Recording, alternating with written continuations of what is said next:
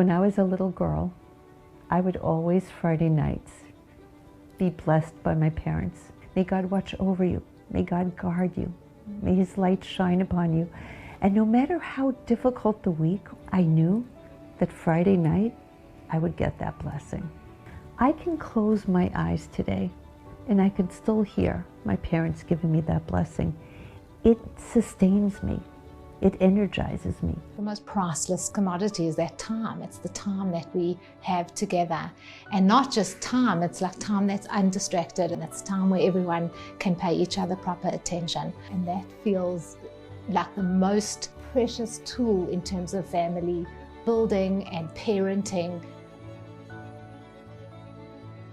Children get perhaps the most out of Shabbat. Once a child feels that his father or mother really gets her, that child can be anywhere in the world and never feel alone, because that child will seek people who hear her, seek people who love her, and want to love and give love to others.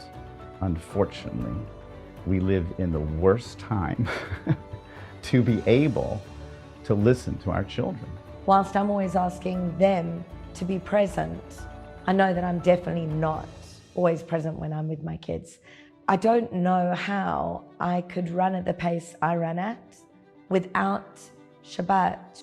And I can say without any doubt that my most beautiful family moments have come from having that quality time. Well, what kind of dad do you want? And it was like checkmate immediately. She just said, I want a mitzvah dad. So I said to her, you don't want dad like watching TV and this and, you know, switching the lights on? And she was adamant. She was like, I don't want you to do that. The more I learned, the more I understood. It just became obvious. When you're all around the Shabbos table, those connections are just, they're always solidified and they're cemented. It keeps them strong, it keeps them vibrant, it keeps new memories all the time. And that is so important, because who's got time for that in a week? It doesn't happen because you say, okay, go. Tell me what's on your mind. I have about 5 minutes. Come on, bring it to me. It happens when you're throwing a football around the backyard. It happens when you're taking a walk to shul, when you're preparing to get the meal ready for the Shabbat table. It happens at the times when a child feels like, you know, I can broach this complicated, scary subject with my parent now. Preparing for Shabbat, which is really a highlight for me to be able to be with my kids. So it brings a very deep connection with them. Shabbat is experienced through song, through being together, but it's also like around the counter and everybody's doing something. We have our master list, we're crossing out who did what. It's time that I'm never gonna forget, and I don't think my kids will ever forget.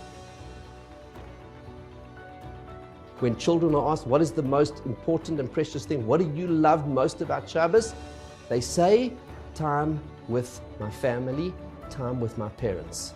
More than all the toys and clothes and food and everything we give them, ourselves. Because they know when we're not present. You can be physically present, but not emotionally present. The most deepest, profound compliment that a parent can pay a child is that you're more important to me than anything that the world out there has to offer. And on Shabbat, we have that wall to wall, 25 hours. What a gift.